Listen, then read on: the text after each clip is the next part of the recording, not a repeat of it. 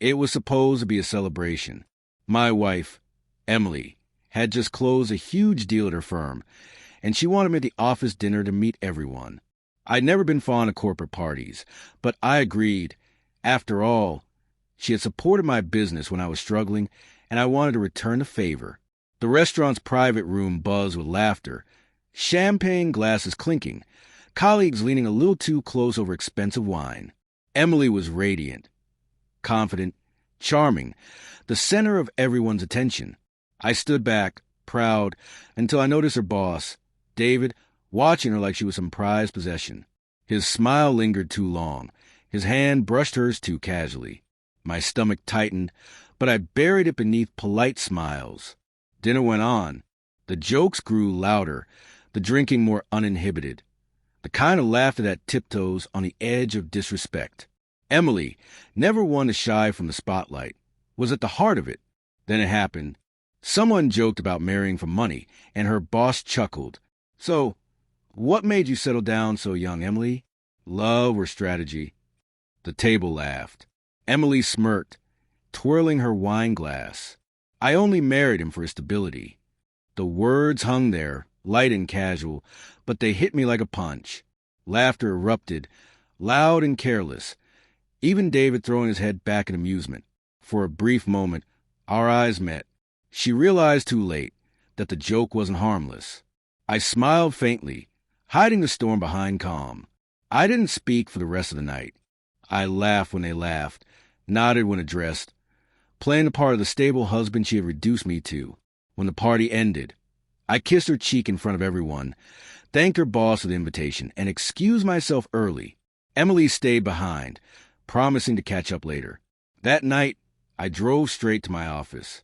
The place was empty, quiet, the way I liked it.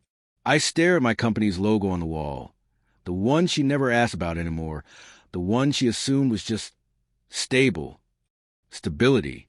The word echoed in my mind like an insult, then transformed into something else, clarity. If she wanted stability, I'd show her what it truly meant. The next week, I invited Emily and her entire firm to a business partnership dinner. She found it cute that my small company, once dismissed, wanted to collaborate with hers. "You're really moving up," she said with a teasing smirk. I smiled. "Yeah, something like that." We arrived at the downtown hotel ballroom.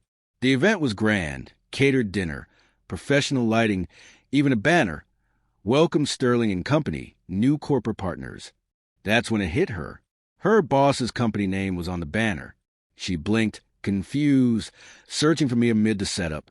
I greeted everyone, shook hands, and walked to the stage when it was time to speak. "Good evening, everyone. Tonight marks the start of a new partnership, one that will redefine both our company's futures." My eyes found David's. "I'm proud to officially welcome Sterling and Company into our corporate family as a subsidiary of the company I founded 10 years ago." Gasps filled the room. David's jaw dropped. Emily went pale. "We've been finalizing this acquisition for months, and tonight it's official." Applause started cautiously, swelling as the realization sank in. Emily looked like she couldn't breathe. Her boss, the man who had laughed at her joke, was now working under her stable husband. After the speech, I approached Emily and David at their table. "David," I said, shaking his trembling hand, "I look forward to working closely with you. And please, make sure my wife isn't overworked. She's earned some stability." The jab was soft but lethal. David chuckled nervously, avoiding my gaze. Emily just stared, lips trembling, pride evaporating before everyone. I turned and walked away, leaving her surrounded by the same people who had once laughed at my expense. That night, she came home in silence. She didn't speak as I poured a drink, didn't meet my eyes as I loosened my tie. Finally, she whispered, "Why didn't you tell me you were buying a company?" I looked at her for a long moment. "Because you were too busy joking about stability to see the man behind it." Her eyes filled with tears. "I didn't mean it like that," she murmured. I smiled faintly. "You did, and that's okay." It reminded me exactly who I'm married to. Over the next few months, the dynamic shifted completely. Her boss avoided her. Coworkers treated her differently. She stopped dragging my name into conversations. She became quiet, humbled, strangely attentive. One night, she tried to apologize properly, voice shaking, tears streaming. I don't know what came over me. I was trying to impress them. I didn't mean to make you feel small.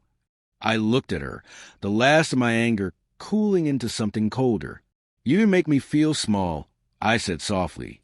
You just reminded me to stop living beneath people who think belittling others makes them bigger. She cried harder, reaching for my hand. But I didn't offer comfort this time. I stood, picked up my jacket, and said quietly, some things don't need arguments, just perspective. Then I left the house, not in anger, not in heartbreak, but in peace. By the time the divorce papers were signed, she was a shadow of the woman who had smirked at my expense. Her boss avoided eye contact in the meeting room, now reporting to one of my managers. And me? I had never felt lighter, because the best revenge isn't loud. It's calm, calculated, and silent, enough that the echo of their own laughter haunts them long after you've walked away.